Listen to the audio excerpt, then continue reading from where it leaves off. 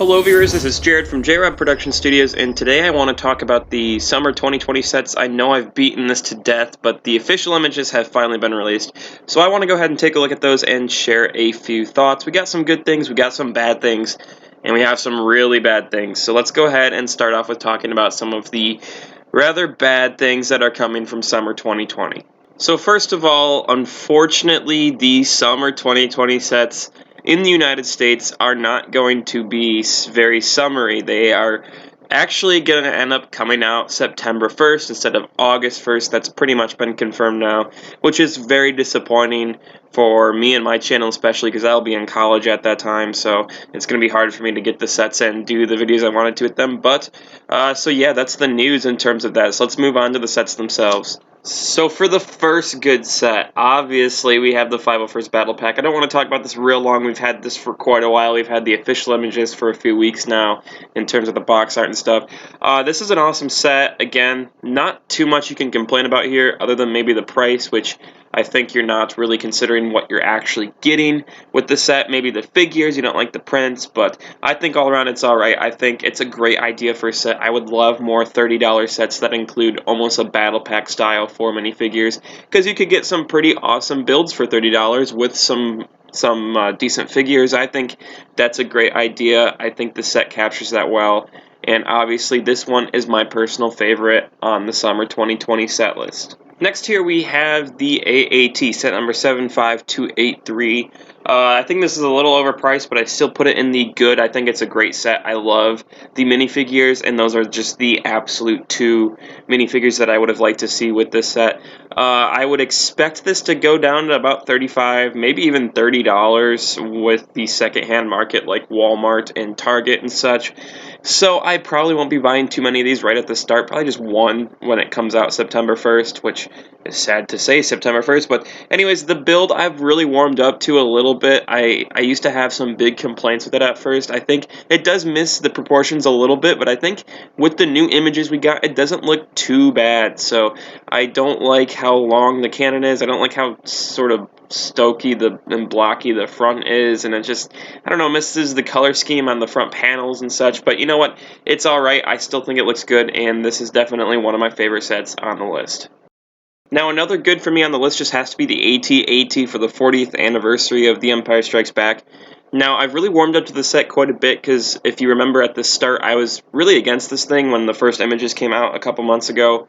But, with again, the after images just make it look so much better, in my opinion, and you get good minifigures. It is a little bit expensive, I'll give it that, but I would not be surprised if this is hands down the best AT-AT model we've gotten to date, and that is why I include this on the good portion of my list. Now, another good set on the list is the Night Buzzard. Of course, this isn't really called the Night Buzzard, though it's the Kylo, or the Knights of Ren transport shuttle, so I think it's a good set. There are some people kind of divided on it. There are some people who think it's awesome. There are some people who think it's bad. I will say it's bad that you cannot fit all the Knights of Ren in it, but again, for a $70 set, what do you expect?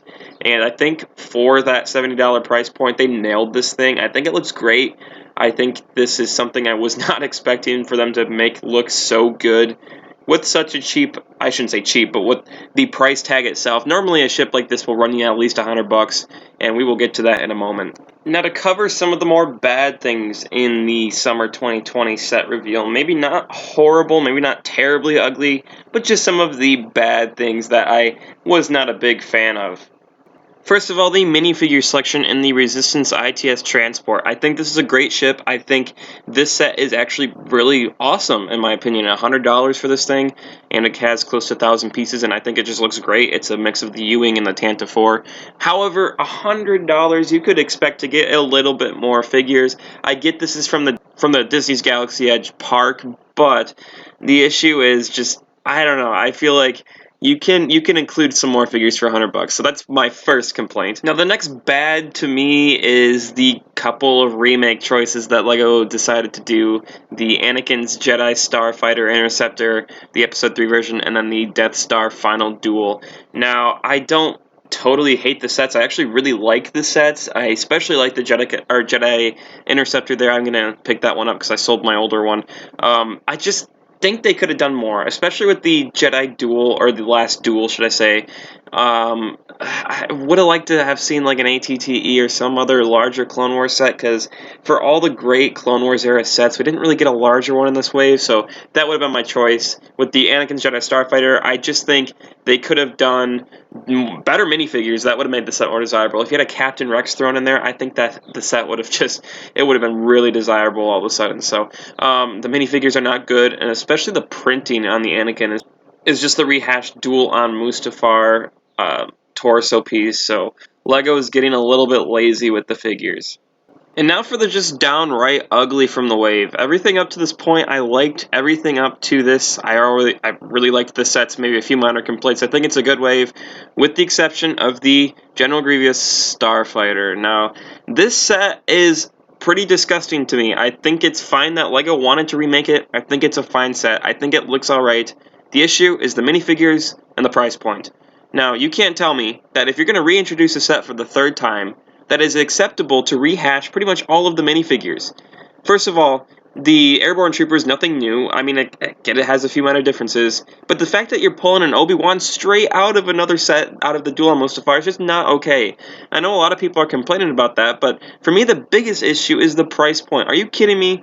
$80 for this set? I would much rather just go on eBay and purchase one of the older ones for a lot cheaper than that, because this set, to me, is just not desirable at that price point. Maybe if it went on sale for like $60, I'd consider, but this is just terrible. It really is to me. I do not get LEGO's marketing decision there. Like, this is supposed to be our bigger Clone Wars set, obviously, but this is just bad. This is just really bad for me. I'm sorry. If you like the set, that's fine.